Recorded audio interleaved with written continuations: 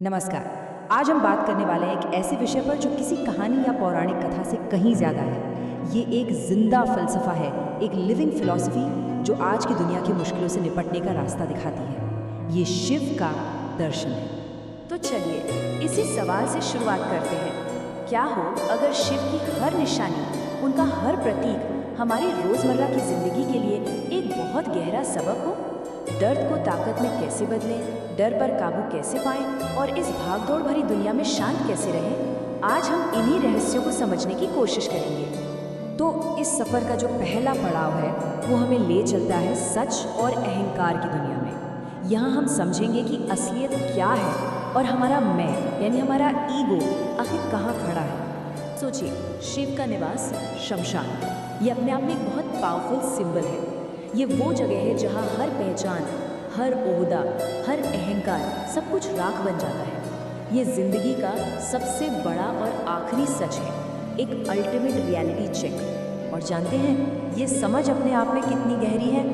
जब कोई ये मान लेता है कि अंत में सब कुछ यहीं रह जाना है, तो रोज़ की छोटी मोटी परेशानियाँ, चिंताएं सब बेमानी लगने लगती हैं। असल में जीना तो वहीं से शुरू होता है। अब आते हैं भस्म पर। देखिए, ये कोई मामूली राख नहीं है, ये उस चीज़ का प्रतीक है जो पूरी तरह से जल चुकी है, जिसका कोई अहंकार, कोई मैं बचा ही नहीं। शिव इसे अपने शरीर पर लगाकर हमें यही तो याद दिलाते हैं कि ये शरीर और इससे जुड़ा हमारा घमंड दोनों ही एक दिन खत्म हो जाने वाले हैं। और सच्ची आज़ादी वो तो महसूस ही तब होती है जब इंसान अपने अहंकार से ऊपर उठ जाता है। जब मैं और मेरा की ये पकड़ ढीली पड़ती है ना, तो मन एकदम हल्का हो जाता है। यही तो है असली फ्रीडम। अक्सर लोग सोचते हैं कि शिव की तीसरी आंख सिर्फ विनाश के लिए है, पर असल में ये गहरी समझ का, परसेप्शन का प्रतीक है। हमारी ये दो आंखें हमें दिखाती हैं कि क्या हो रहा है, लेकिन जो तीसरी आंख है वो हमें समझाती है कि ये क्यों हो रहा है। ये हमें सतह के नीचे देखने की ताकत देती है। और आज की दुनिया में जहाँ सब कुछ दिखावा है, ये सबक कितना ज़रूरी हो जाता है ना? जो सिर्फ दिख रहा है उस पर यकीन करना एक धोखे में जीने जैसा है। सच को जानना है तो अपनी अंदर की नज़र, अपनी तीसरी आंख को जगाना ही होगा। तो सच को समझने के बाद अब अगला कदम है अपनी अंदर की दुनिया को साधने का, मतलब मन पर कंट्रोल। यहाँ एक बहुत ही कमाल की तुलना है। कहते हैं जब गंगा धरती पर उतरी तो उनका बहाव इतना तेज था कि सब कुछ तबाह हो जाता। शिव ने क्या किया? उन्हें अपनी जटाओं में बांध लिया, उनके फ्लो को कंट्रोल किया। हमारे विचार भी तो कुछ ऐसे ही हैं, गंगा की उस बेकाबू धार की तरह, शक्तिशाली लेकिन बिखरे हुए। उन्हें डिसिप्लिन करना ही उन्हें एक क्रिएटिव फोर्स में बदलना है। अब देखिए, शिव के मस्तक पर जो चांद है वो मन का प्रतीक है। ठीक वैसे ही जैसे चांद घटता बढ़ता है, हमारा मन, हमारे इमोशंस भी तो बदलते रहते हैं, कभी खुशी कभी गम।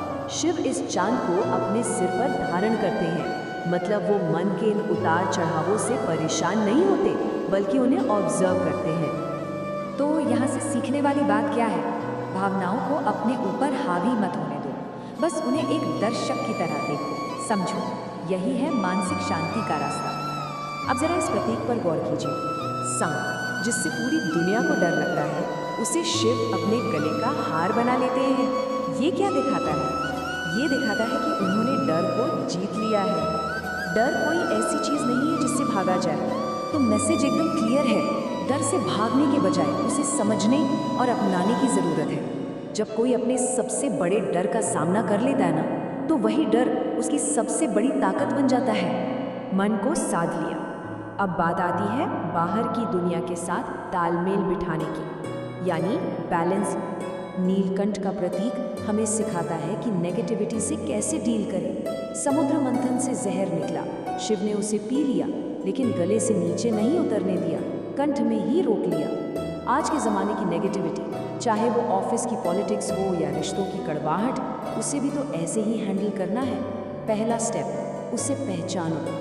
दूसरा, उसे अपने अंदर जाने से रोको। और तीसरा, उसे एक सीख में, अपनी ताकत में बदल दो। शिव का अर्धनारीश्वर रूप, ये तो बैलेंस का अल्टीमेट सिंबल है। आधा पुरुष आधी स्त्री, एक तरफ तर्क दूसरी तरफ भावना, एक तरफ शक्ति दूसरी तरफ नरमी।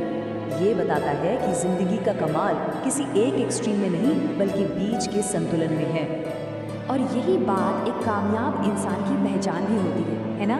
जो इंसान सही वक्त पर मजबूत फैसले भी ले सके और ज़रूरत पड़ने पर दूसरों के लिए संवेदनशील भी हो, वही जिंदगी में सही बैलेंस बना पाता है। और अब आते हैं नंदी पर। आज की इस इंस्टेंट वाली दुनिया के लिए ये बहुत गहरा सबक है। नंदी हमेशा शिव के सामने इंतजार करते हैं, पर इसका मतलब ये नहीं कि वो पैसिव हैं। वो हमेशा तैयार है, बस जल्दबाजी में नहीं। ये है धैर्य की शक्ति, सही समय का इंतजार। एक बात है जो हमेशा याद रखनी चाहिए, हर चीज़ का एक सही वक्त होता है, और उस सही वक्त का सब्र से इंतजार करना, समझिए आधी लड़ाई तो वहीं जीत ली। ये जल्दबाजी में लिए गए फैसलों से होने वाले नुकसान से बचाता है। और आखिर में शिव हमें सिखाते हैं परम संतुलन। एक तरफ वो सबसे बड़े योगी हैं, सबसे बड़े वैरागी, और दूसरी तरफ एक परिवार वाला, एक गृहस्थ। ये हमें बताता है कि मन की शांति के लिए सब कुछ छोड़ना ज़रूरी नहीं है। अपनी जिम्मेदारियों को निभाते हुए भी अंदर से शांत और डिटैच्ड रहना मुमकिन है। तो शिव सिर्फ एक कहानी नहीं, ये तो जीने का एक तरीका है। इन उसूलों को समझकर जिंदगी की किसी भी मुश्किल का सामना किया जा सकता है। तो अब सबसे बड़ा सवाल यही उठता है कि क्या ये बातें सिर्फ सुनी जाएंगी या इन्हें जिंदगी में उतारा भी जाएगा? इसका जवाब तो हर किसी को खुद ही खोजना होगा।